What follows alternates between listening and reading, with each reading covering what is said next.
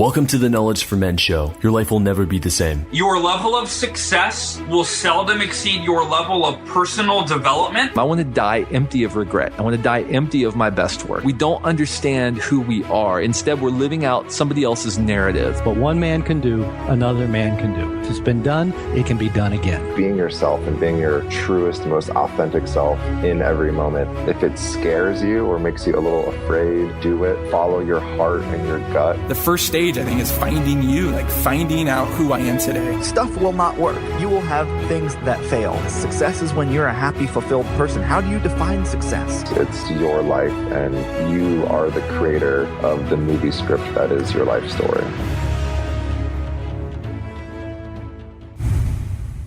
Hey guys, just wanted to offer you a free gift here as a part of being a listener of my show. If you go to kfmfree.com, you can get the top 30 books and top 30 success quotes that every man must live by.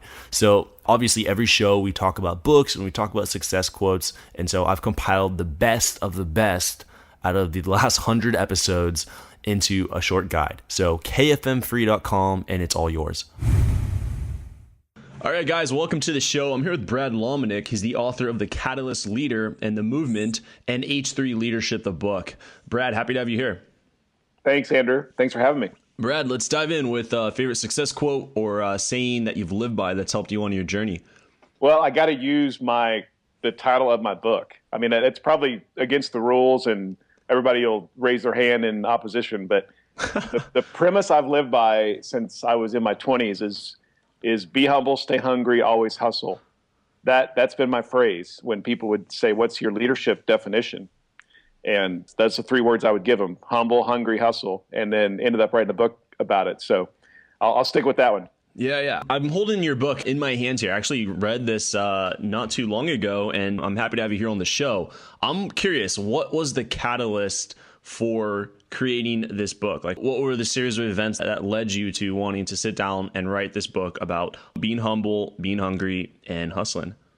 Well, it has been my life mantra since I was in my 20s, and I'm now 43, so I've been trying to live this out for 20 plus years. And so it never was meant to be a book title. When I came up with that as this premise I wanted to live by, I wasn't thinking, I'll write a book about this someday. But over time, it seemed to make a lot of sense. Over the years of leading Catalyst, we'd have a lot of interns that would work in our organization, and they'd all show up and they're eager and bright-eyed and bushy-tailed and want to change the world. And eventually they would ask, Brad, give us the simple definition for you of what we need to live by. And that's the answer I would give them. And so it constantly would come up. And so in having a conversation with a publisher about some ideas around leadership and trying to help people in their leadership, especially younger leaders, they asked the question, what are some of your premises, Brad, of life? And I gave that one. And several of the publishers in the boardroom, they kind of looked at me like, that's it. And I was taken back. I said, what do you mean? They were like, that's awesome. We want that title, and we want that to be the premise of the book. And so many people, they write books and they have these clever titles that end up being a marketing meeting instead of a life message. And for me, I wanted to, hopefully for this to be something that was flowing out of my life versus, a pithy title that somebody came up with in a boardroom. But it's sort of a combination of both. Yeah. Well, I really like the title. And when you write a book about being humble, staying hungry, and always hustling, you need to be that message as well. Right. Right. Like, if you're going to write a book about something, like, you better be doing that. How has that been for you as an author to, like, if you're ever just like, I'm just going to watch a movie, I'm going to watch some TV or kind of slack off, but it's like, I'm the author of H3 Leadership. Like, how does that come into play? Well, you better live it out. You're right. I mean, especially the humble part is the part that's the most difficult, because anybody who says they're humble, I always question whether they really are, because humility is something I don't think we ever sort of get to the finish line on. It's this constant posture of trying to overcome ourselves and remove ourselves from the equation and make the story about other people. So, yeah, I mean, it's difficult. Like, I would definitely be the person who says, listen, I don't always achieve this, and there are times when I want to be just the opposite. I want to be arrogant, I want to be lazy, and I want to basically sit around and do nothing.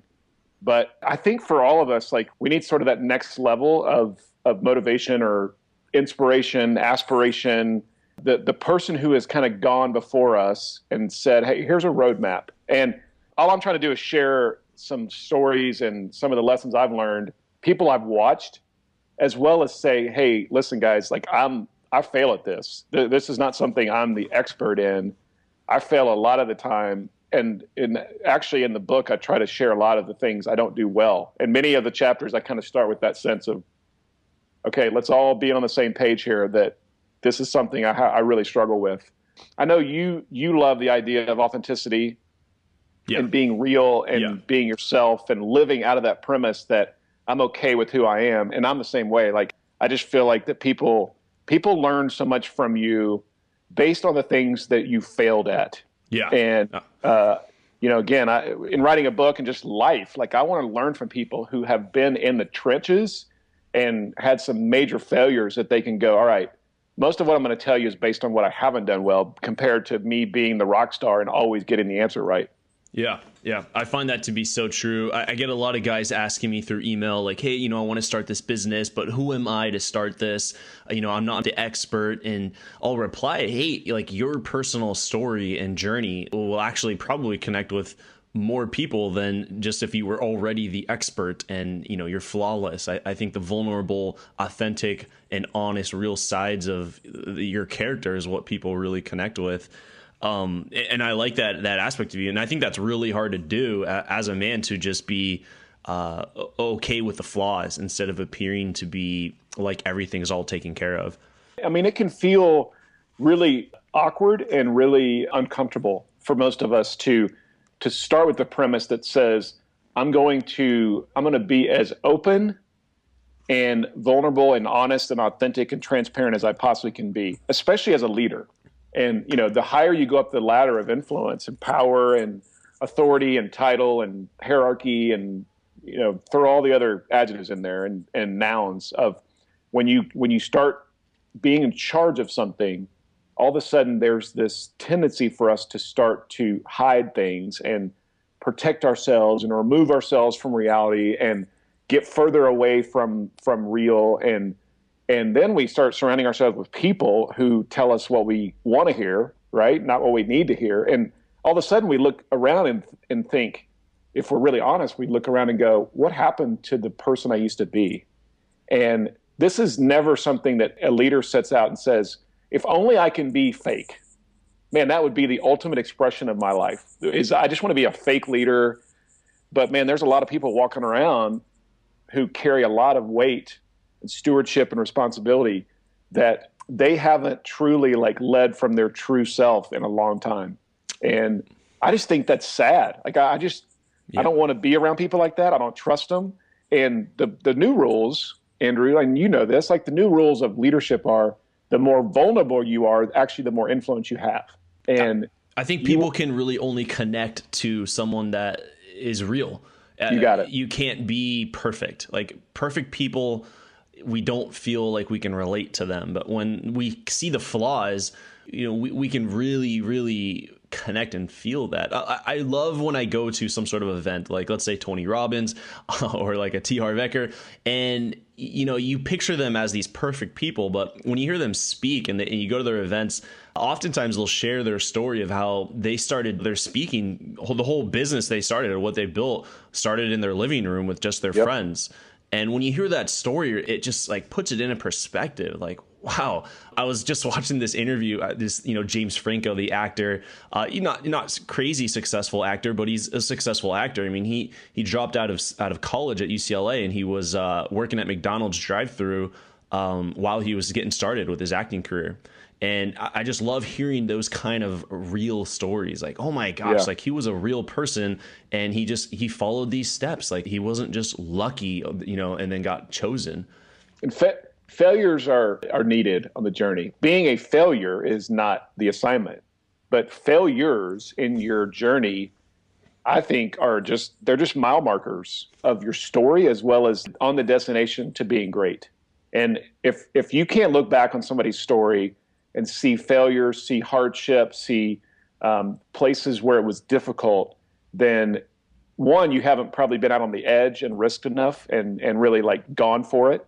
Two, you probably are not being true to the true story that's occurred. And I'm with you, man. I have a hard time trusting people that have just have every season has been all of these successes. And man, if that's happening, awesome. Like kudos to you. But most of us never experience that. We go through a lot of stuff in order to get to what's great. So, yeah. So what do you think is the importance of self-discovery in leadership? To me, that's the starting point. And it's that sense of knowing yourself is the first step in being able to not only like lead yourself, but lead others. And most of us think leadership is about leading others, which it is, but you have to know yourself, because the first step in leadership is leading yourself. And if you can't lead yourself well, then you can't lead others. You will fail at that assignment if you're not able to lead yourself. And the best way to lead yourself is to know yourself. And I mean, it sounds like some pie in the sky thing, but no, it is so true. Like, right. You know, like most of us don't even know how to lead ourselves, and we don't even want to discover our true self because we're scared of what that means. And you know, the practical sides of that is like you want to know your strengths, you want to lead from your strengths, you want to be honest about your weaknesses, but don't like spend a bunch of time and energy focusing on them. So much of school and so much of education in America especially is focusing on weaknesses. I got 4 A's, but I got a C in one class, and now I'm going to focus all my energy on taking that C and trying to turn it into an A, compared to, man, I got 4 A's. Like, let's focus on that area. And, you know, the other part of that is just that sense of knowing what you're passionate about and what your strengths are. And most of us, especially men and vocational, career-wise, like we spend so much of our life chasing passions, and there's nothing wrong with that, but we need to chase passions connected to strengths. And, you know, the best way to describe that is I grew up and I wanted to be an NFL football player. My dad was a high school coach, football coach. I mean, I thought I knew the X's and O's. I mean, I practiced and I trained, and I wanted to be playing professional football. The problem was I had no skill. Like, I was slow. I'm 5'11", barely. You know, I'm not real strong. So being self-aware enough to look at that and go, Brad, like, you may have a tremendous amount of passion to go play in the NFL, but you have no skill. And we see this all the time on American Idol. I mean, it's the best example of lack of self-awareness. You watch these kids show up and try out, and they're awful at singing, but they have huge amounts of passion for it. And you just want to say, would you please like have some sense of self-awareness to realize that you're awful at singing? And then, you know, their balloon gets burst, and one of the judges says, hey, this is really not for you. And the problem is they've had people in their life who have said, oh, you're great. Like, you're a great singer. So that's the other piece, is find some people who will tell you the truth and will help you like be incredibly self-aware. And teams are really good for leaders. Teams are really good at helping you be self-aware if you will give them permission to be vulnerable and honest with you. Because most teams, they're scared to tell you the truth because you pay their paycheck. So part of your job as a leader is you got to like lean in constantly and say, hey, seriously, no holds barred. The next 3 minutes, anything you say will not be used against you. Give me the honest truth. Like, how am I leading the last couple of months? What are some blind spots I have? What are people saying about me? What's the team saying about me that I would be scared to hear? You know, where do you see I could improve? What are the things that drive you crazy about me that you would like for me to stop doing? And that's not just with teams. It's with spouses. It's with your children. It's with your friends. And that's a self-awareness life. Like, that you're constantly asking for people to give you feedback, and you're constantly asking and giving permission for people to speak truth into you. Yeah. You can get 10 people saying, you know, first, you know, you're doing great here. And you're like, okay. And then finally they tell you, you know, what they want to tell you. And then that can be just very hard to hear. I recently did a test where I shot out an email to, like, you know, mentors, friends, family, and other business people I have relationships with. And it asked, you know, hey, what are my strengths and what are my weaknesses? Be brutally honest. And the strengths are all great. Like I was like, yep, I agree. And when I got to the weaknesses or things I could work on, I was reading it, and like each sentence was just so, it was like painful. Like it like really threw me back for the day. I was like in this, like, it's all I could think about. I was like, what? Like, I don't believe it. I'm trying to like argue with, in my head, like, why would they think that? That's, who wrote this? Like, and it's tough to hear the things that, people say, you could improve on. Right. But I find that, that there's so much truth to it when multiple people are saying the same thing. It's like, man, this is something I should really pay attention to. This is really holding me back. Right. And the other thing is there is a tendency for us, again, to surround ourselves with so many layers of lack of reality that then we start to create our own reality. And I love politics. I mean, I'm all for politicians. I don't have nothing against the political system. But you want to talk about an industry and a profession that lives in hopa land? It's because the system has been created where they're just deprived of reality at every level. And we just look at what's happening in some places, it doesn't matter what your perspective is on politics, what you ascribe to, but so many times the system has created this disconnection from the average person. And I promise you, if a candidate would run on an authentic campaign, and I don't know if it can ever be done because the system may be that bad. But if somebody would run on that, if somebody would run and say, listen, everything about me is going to be honest, real, vulnerable, and authentic and true. Yeah, if they almost came out and addressed the things that will be uncovered, the scandals first, right, and just owned it, and, exactly, and even like went on tour talking about it and how they grew from it, it would be like, well, there's nothing to pick this politician apart with. They've already addressed it. Because we automatically assume that people in power are hiding something, and that's not just true in politics; it's true in lots of industries. And, right. That's why authenticity is so. We're starving for it. We're starving for something that's true today because there's so many people that have been brought up in systems that are fake. Yeah. I think that's what makes it hard. Now, the topic of hunger. I'm looking at, when I think of hungry, I'm thinking of this quote, the Steve Jobs, "Stay hungry, stay foolish." Yeah. What does it mean? Yeah. What does it mean to be hungry? And more importantly, stay hungry. We can be hungry for a week, 30 days, 6 months, a year, but for decades.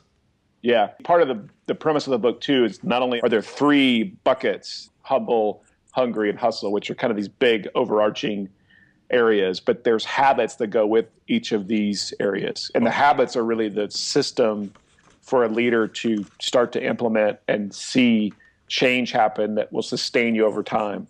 Hungry for me means that I've never arrived and I never stop learning. And that's kind of the big picture, this idea, this posture that says, man, even once I've gotten to the top of the mountain, I know there's more. And I love watching, especially older leaders who are in their 60s, 70s, 80s, and they've sort of accomplished it all. They've written books, they've led organizations, whatever the accomplishments and the success of their life has been, and they've got this long pedigree. But many of those, I have the pleasure of being mentored by some of those same men. And when we get together, Andrew, like over lunch, you know what their posture is? Their posture is they have the moleskin out, or they've got like a yellow pad still because they just rock the yellow pad, and it's like, bro, you've been rocking that yellow pad for 60 years, but they still have their yellow pad out, and they have a pen in hand, and they're writing stuff down that I'm saying. And I'm thinking, wait, this should be the reverse. Like You should be talking and I should be writing. But that's their posture. And it's I may be 75, but I'm still learning. Yeah. And I may be close to the finish line, but man, I still want to get better. And so I think that's just that constant pursuit of excellence and what's next, and that ambition, the drive to always improve and always be getting better. It's like accepting that you've never arrived. It's forever. Yeah. John Maxwell, who many of your listeners will probably have read John's books on leadership. Right. But John is somebody I work for, and I would watch John, speak at a conference, speak at an event, and he's there as a speaker. You know, I mean, he's the expert. And as soon as he was done, he would go sit in the front row and get his pen out, and he's taking notes. I mean, I saw him like take notes on panels. He's up on the stage with 3 or 4 other people, and they're answering questions from the audience. And John's like got his yellow pad out, and he's writing stuff down that other people are saying. And I just love that. I love seeing someone who is sort of at the top of their game, who says, no, I'm not there yet. And sports tend to show this. Like the hungry leaders are the ones that just have that posture of constant improvement. I'm just going to keep getting better. I'm going to improve. I'm 1% daily improvement. So I would just say the other thing about these 3 is that they all have to be in balance. And we haven't got to hustle yet, but I know a lot of leaders who hustle that have no humility. I know a lot of leaders who are humble who have no hustle. And they sit around and realize it's not about them, but they don't do anything. So we got to make sure that all 3 of these H's are being lived out. They're like these legs on a stool that if one of them gets totally out of balance, then you're going to be off kilter when you sit down on it. Right. On the topic of being hungry, I read that Michael Jordan, when he was playing like at his prime, there was like this new player. He was like more unknown. I believe he was a point guard. I don't have the name. But at first he was kind of skeptical of playing with Jordan, like, oh, this guy's the best guy in the league. Like, what kind of player is he? But he said his opinion of Jordan changed when he realized that Jordan would listen to everyone on the team, in a sense where the people like Scottie Pippen, the people who had been playing with him for years, he would listen to. And also he would listen to people who were sitting on the bench. He would take notes on, they would give him tips and kind of strategies, and he would listen, even though he is, at this time, the highest rated, player of, possibly all time. Right. He's still listening to the guys on the bench about how to improve his game. Yeah. Well, and curiosity is one of the habits in the section on stay hungry. And I love the idea of a curious leader. And so many times we think that our role as a leader is to be the expert in terms of talking, and that we have to have the right answer. I would argue that sometimes the greatest way to gain credibility, especially as a young leader, especially as somebody walking in kind of like, you're not sure you should be in the room. You look around and you go, oh my gosh, like these people are way smarter than me, or they have way more experience. The best way for you to gain credibility is to ask really good questions. Like, questions give you instant street cred in the game of life. And if you are a good question asker, if you're curious, if you really are interested in what people have to say, and you're willing to learn, but you just have this insatiable desire to like soak up more. Yeah. Man, that is such a great posture as a leader. And I love people who are curious.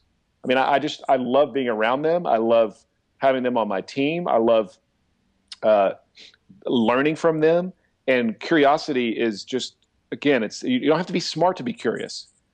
You have to be appropriately wise in your curiosity. Don't be annoying, but man, it is such a great way to walk in and gain like instant street cred with people, especially those who may look like or feel like they're more important than you are. Yeah. Tony Robbins says the quality of your life is the quality of your questions. There you go. And love it. Yeah, I love that too. And on the topic of Tony Robbins, when you look at him, if you see some of his videos or if you purchase any of his programs, he has a program about money where he interviews all these people. And when he's interviewing, I feel like he's really doing it for himself. Like, he is genuinely curious in how to make more money online. He is genuinely curious in how this guy is crushing it in his business. And I feel like he's asking questions to improve, himself. Like, he is genuinely not just doing it to make a product. He's personally trying to learn, and you get to watch that experience together with him. Yeah, I heard. I've heard Tony Robbins talk about that and totally agree. There's another guy, Brian Grazer, who is a well-known producer in Hollywood, worked a lot with Ron Howard on several films. And he talks about curiosity. And he says that it's a differentiator for him in the way he's been able to build his business, because the actors that he would hire or the directors that he would go find to do a movie, when he showed interest in their life and their family and their kids, in their hobbies, in the things they enjoy, he automatically differentiated himself from other producers. Yeah. Just because of that fact that he was interested in them. And he's kind of built his whole lifestyle on this idea that he's a curious learner. And he's always like seeking out to find something new and interesting from the people around him. I just love that as a posture of somebody walking through life, compared to, I know it all, I've already arrived. People should be asking me questions. I'm the expert. That can sort of be fun for an evening. But after that, like, man, get in the question box. Like, just ask great questions. That's great. That's really great. I really like that. And going into not only just the hunger, but the hustle. And this I really like. I love the word just hustle. Have you read 50th Law by Robert Greene and 50 Cent? No, I need to read that though. Yeah, it's all about the hustle, man. Just 50 Cent's like just his intense ability to hustle on the streets, because he started out as a drug dealer and then turned rapper, and it was his hustle that broke him through the streets and into, the mainstream media. But I want to hear your version of hustle. It's one thing to have goals. It's one thing to want to have something and to create a better life, but to actually do it and take action consistently is a whole nother story. Well, and I mean, people have a picture of hustle in their mind.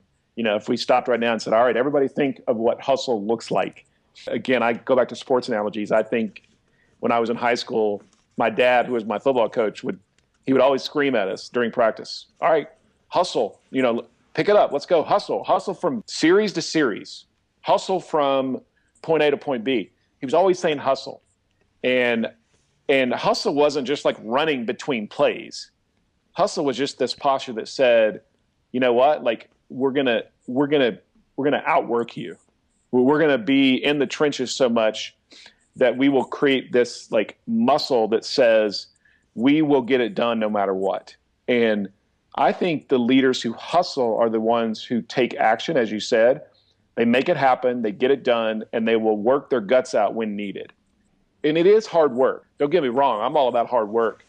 It doesn't mean you work your guts out and you basically burn yourself out, because that's not proper hustle. And the reason that this section for me also talks about margin is really important, because, work hard, play hard, rest hard is the equation.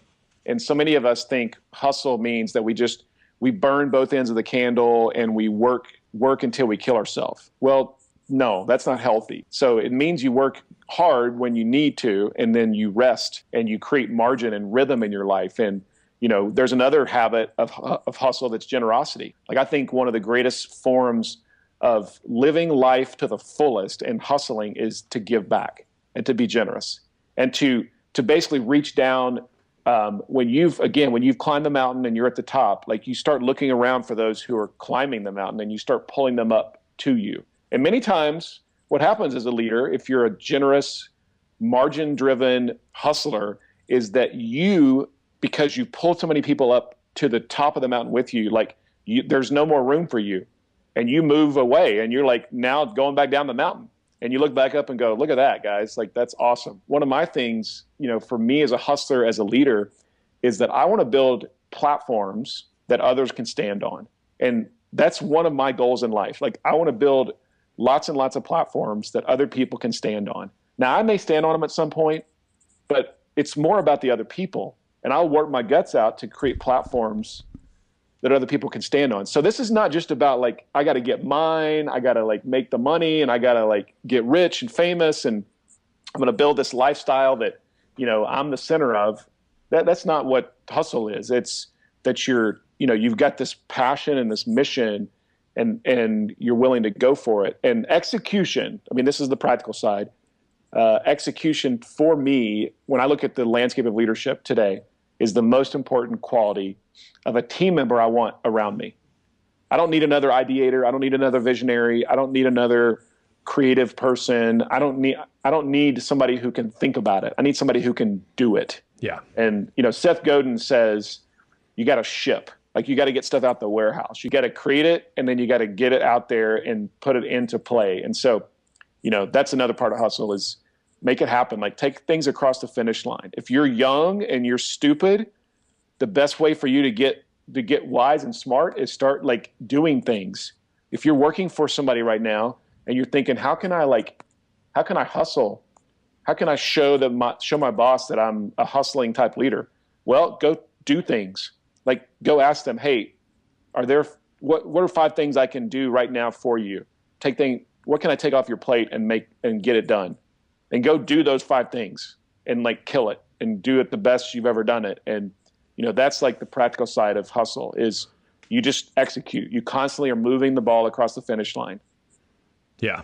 And that for me has been so powerful in this whole journey of knowledge for men is if you put a room of like 100 coaches and trainers, I'm probably not going to be the smartest guy there, not going to be the oldest guy. Actually, I was 24 when I first started this whole thing, 28 now.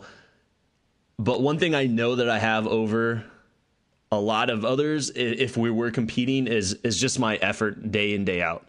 It's right. Just that I'm playing, and this actually goes with your book, is playing the long game. Yes. Yeah. Faithfulness. And I'm not in this for 2 years so that I can work 4 hours a week. It's a great book, but that's not my dream.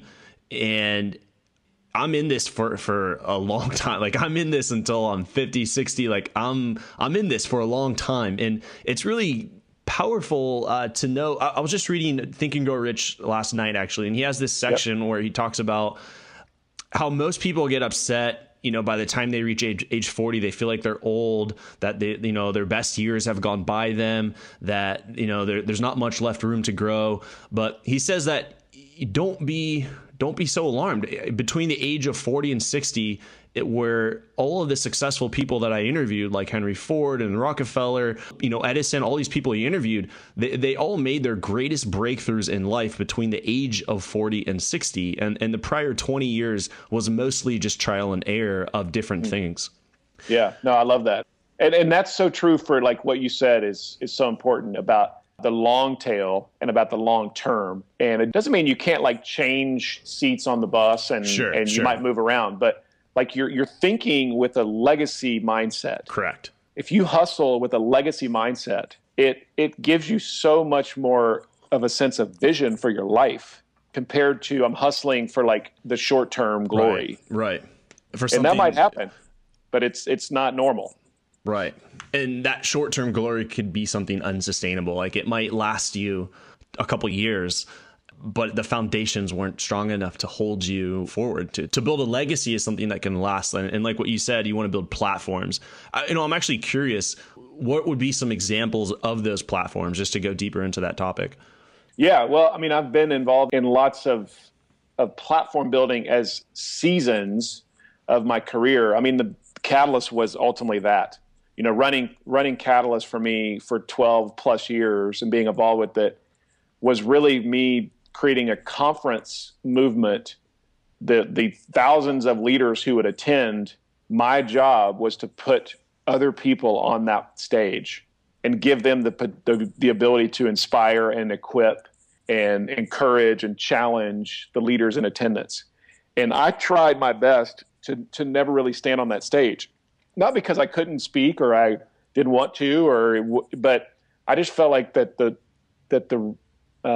best way for me to accomplish the mission of us trying to inspire a generation was for me to just try to build a platform that I would put others on, and honoring them by elevating them, and honoring myself by being, sort of that the Wizard of Oz behind the curtain. And, a lot of us, if we're honest, we build things so that we can get the glory. And I think true leaders many times are the ones behind the scenes who are creating things that allow others to be elevated and allow others to gain sort of, I guess you could say in many ways, they gain the popularity, they gain the influence. And the people I respect the most, a lot of them as leaders are the ones who are the quiet, just absolutely golden rulers behind the scenes. And you would never know it, but man, their power is so powerful without it having to be displayed. And so that's just me personally. It doesn't mean that's the true definition of leadership. It's just been my sort of legacy that I've tried to build is the guy behind the stage or next to the stage or under the stage or backstage that is creating something with influence, but doesn't have to be the one that's on the stage. Yeah. The succession, finding the power and passing the baton. Yeah, that's huge too. I mean, that's kind of the last chapter in the book. And, you know, most of us as leaders, we really struggle with handing off. Right. Because we built something that it's our baby. It's our baby. We love. Yeah. And man, the way that your legacy lasts is by handing it off to others to build on and to actually make better.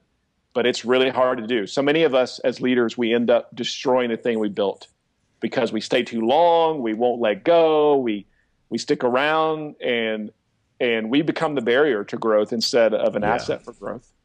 Yeah. I am thinking though, however, of when they let Steve Jobs go. Well, that's an exception to the rule. Right. That would be definitely an asterisk with that kind of ideal. But, you know, especially founder-driven organizations, most of the time you have founders who stay around too long, and or they're forced out, or there's something that really gets nasty and gets to be this sideways energy that ends up derailing the organization. And I've just seen it a lot where you have leaders who won't let go, that are at the end of the day like, and it doesn't mean they can't stick around. Like, it doesn't mean they don't have skills that can still add to the value of the organization. Most of the time it's because the organization has outgrown them. That's the true honest answer many times for founders, is that they've moved into a place where the organization now needs another type of leader who can bring a different skill set. And, you know, that's why you see so many tech companies that the founder ends up moving into the chief technology officer or the chief designer or the chief sales officer, because they had a certain skill set. They're the ones that were there first. They sat in the seat because there was nobody else to sit in it. Right. Bill Gates, you know, he passed down the CEO title a long time ago, and he stayed on as chairman. Yeah. It would have been a lack of self-awareness for Bill Gates to look at himself and think he's going to be the ultimate expression of a CEO, even though he could have, because he started it and he's in charge. But I think he was in some ways self-aware enough to go, man, that's really not what I'm good at, nor is it what I want to do. And the best thing for the organization is for me to move into a role where I can really lend my skills. And it's hard though for a lot of leaders to give up that power potentially. Yeah, absolutely. And I'm thinking of all these companies. I'm like checking. Warren Buffett still is CEO of Berkshire Hathaway, but again, that's probably another asterisk.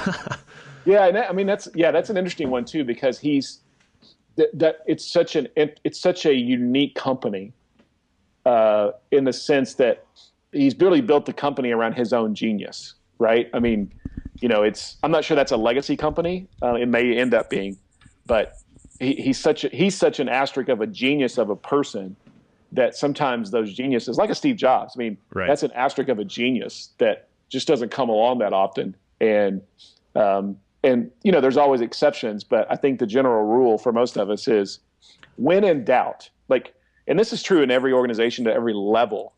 If you're a mid-manager, if you're a senior VP, if you're like a marketing coordinator, part of your job as a leader, if you're going to be a good leader, is you start trying to replace yourself, because what you're trying to do is you're trying to move yourself out of your current position. And usually that's because you want to aspire to the next position.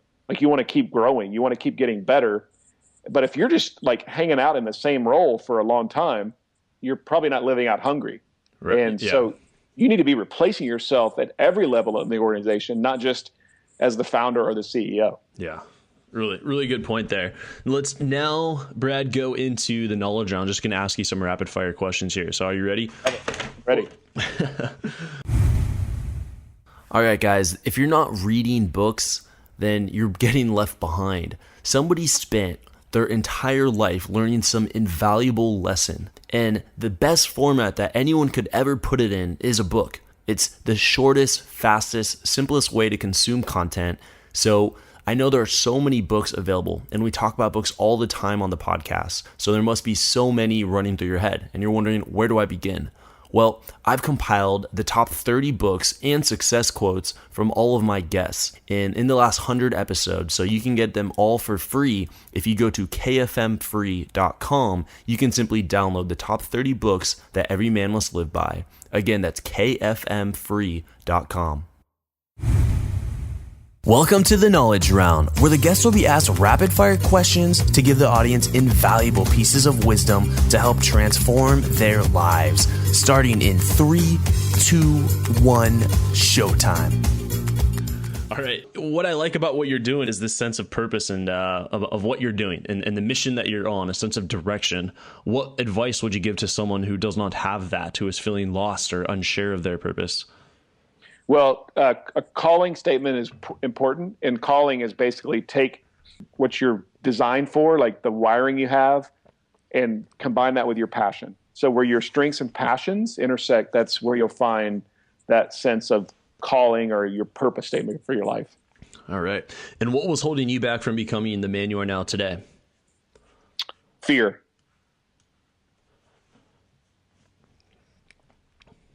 And fear. Okay. Should I expound on that? Sorry. How was fear holding you back? Well, fear of failure and fear that I wouldn't live up to the expectations that I had put on myself and that others had put on me. Uh-huh. So, and part of that's because I'm a type A, very ambitious. And so when I set the standard is really high. And sometimes I look around and go, gosh, I hope nobody realizes how much of a knucklehead I am. Because then they're going to find out that I can't do this. And so that constant state of living in a posture of fear for many years was holding me back. And it still kind of raises its head every once in a while. It always exists there. And I think that's just a reality of, if you're going to go for something and you want to like change the world and you want to have a big vision, you're always going to have the naysayers and that voice in your head that says, you can't do this. Like, you're not good enough. You're not smart enough. You're not talented enough. And so I'm always feeling that and trying to overcome that. Yeah. It's something that really adds to that pressure for people who aspire to achieve great things is I believe social media. I think 20 years ago, you were kind of more focused on yourself, but now you every day, like, 3-5 times a day, you're looking at other people's successes and comparing yourself to, like, as soon as someone does something great, they share it on Facebook. And then you also hear about other people, like people just creating these companies and they're getting sold right. and, buyouts, $1 billion, Snapchat, Instagram, all this stuff. And, it makes you feel like, oh, like, I just feel like 20 years ago, what was this type of exposure to, happening to everyone? I don't think it was as much as it is today. And we're constantly feeling like this urge that we know that we could always be doing better. Right. I've heard a friend say, don't let someone else's highlight reel steal the value of your true story. Yeah. And we see people's highlight reels all the time. All day. I mean, I go to Facebook right now. It's just like too much. All right. So you're an author. You've written a couple books here, and I know you read a ton. I'm wondering, what would you say are 2 or even just 3 of your most influential books, and why? Well, 21 Irrefutable Laws of Leadership by John Maxwell is sort of an instant classic for me. And it was one of the early books I read in my leadership journey that helped define, I think, who I am as a leader. Jim Collins' Good to Great. That's another instant classic. I would just highly recommend that one. It gives so much verbiage to people and the way they lead, but also just with business. Another one for me, more recently, sort of in the leadership space, is actually 2 by an author named Simon Sinek.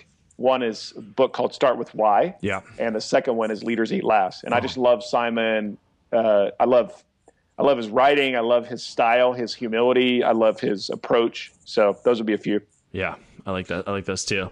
What would you say are, actually, let's go into this. Imagine you had 60 seconds with your 25-year-old self, and you could talk to 25-year-old Brad, imagine what he's doing. What would you tell him to do, and what would you tell him not to do? Well, 25-year-old Brad was working on a ranch in Colorado as a cowboy, scooping a lot of poop. And I would say to 25-year-old Brad, who's wearing that, ugly Western shirt and Wrangler jeans and that tacky, cowboy hat, I would say, like, be faithful. Be faithful to this season, because you scooping poop and you being a cowboy is the start of your story. And there is some faithfulness that's being created right now. Like, there's some stick-with-itness and some hard work lessons of being true to the season you're in and being faithful to the assignment you've been given. So, like, be the best at what you're doing right now. Don't worry about the future, because the future will take care of itself if you'll be faithful to where you are today. Just enjoy this season, enjoy this moment. Yeah, that's really speaking. I think that's really resonating with a lot of guys listening, and to myself as well. You're scooping poop at one point, and here you are now today. I'm honored by that. Now, going into, moving from that, even if you have to summarize some of your main points here, what would you say is your philosophy on life and success? Well, I think my philosophy especially on success is, so much of success is about me, but I would like to take it to a next level. And I would say, like, make it about significance, and significance is about others. And I've learned this the hard way over the course of my journey, is that, I'm looking at it through the lens of leadership, that true leadership is about helping others flourish and helping others thrive. And so for so many years, I thought it was about me. I thought it was about me being great as a leader, and it is. But true success is about significance, and significance is about helping other people around you thrive. And if the people closest to you respect and love you the most, man, that's true significance. And that you're truly, like, helping them to become better. And so I've had to learn that the hard way over the years, because a lot of people who worked for me over the years would probably not have said that I was helping them thrive. I was looking at them as a transaction and a part of the equation to like move the ball forward, but I wasn't, like, thinking, are they truly thriving? And so I really look at the next 20, 30 years of my life, and that's what I want to be about. I want to be about helping other people thrive. I really like that. Yeah. It's not about what you can get. It's like what you're given. Yeah. And I don't know if that's when you get older, you start to think that way, but man, I just know for me, it's been a slow, but really important philosophical change of what it means to be great and what it means to be, again, significant, because I think that's the true essence of success. I like that. And I'm looking at, in your book, your foreword's written by Mark Burnett, who's the CEO of United Artists Media Group, who's, the producer for The Voice, Shark Tank, Survivor. How did you go about meeting this person, and how did that happen? Well, it's funny, we got introduced by some mutual friends, and then we asked him to come speak at one of our events. This was probably 4 or 5 years ago. And we got on the phone, and we really just hit it off. And so we've stayed friends. Mark's spoken at a couple of our Catalyst events over the years, and his wife Roma has also spoken. And a lot of the movies they've done and projects they've worked on, we've tried to be a conduit for them to get the word out about some of the stuff they have a passion for. And he's, I just love the way he, like, lives out so many of the habits that I write about in the book, and especially the one of hustle, because most people don't know his story. Like, he came to the U.S. he was sort of in the British version of, like, special forces, and he was real involved in military, and he came over here and he was a nanny. Like the first several months of him living in the LA area, he was a nanny. Was he in the like the SAS, like the British Special Air Service? I think so. Which is like their Navy SEAL. Yeah, it was similar. Either if it wasn't SAS, it was like something similar to that. Okay.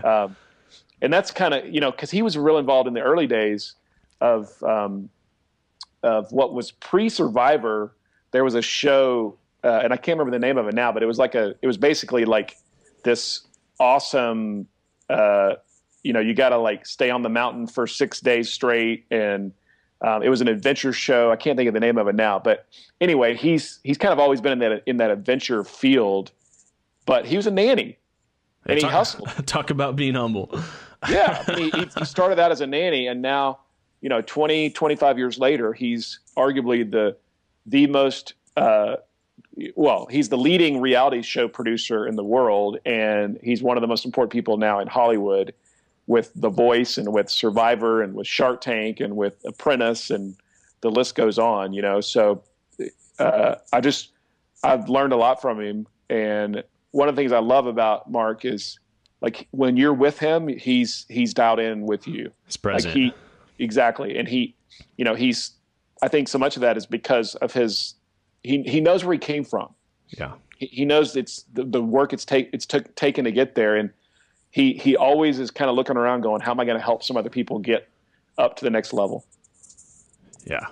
Thanks for sharing that. That's really good. And I'll look more into his story. I'm really impacted, but this episode here just in itself has been very powerful. The H3 leadership. So highly encouraging my audience to go to Amazon and type in H3 leadership, and it pops right up, or Brad Lomenick, and it pops right up there too. Also, The Catalyst Leader is one of his previous works.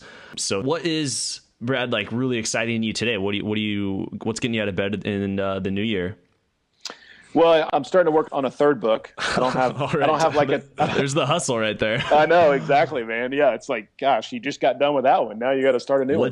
What's in the burner now? What are you cooking up?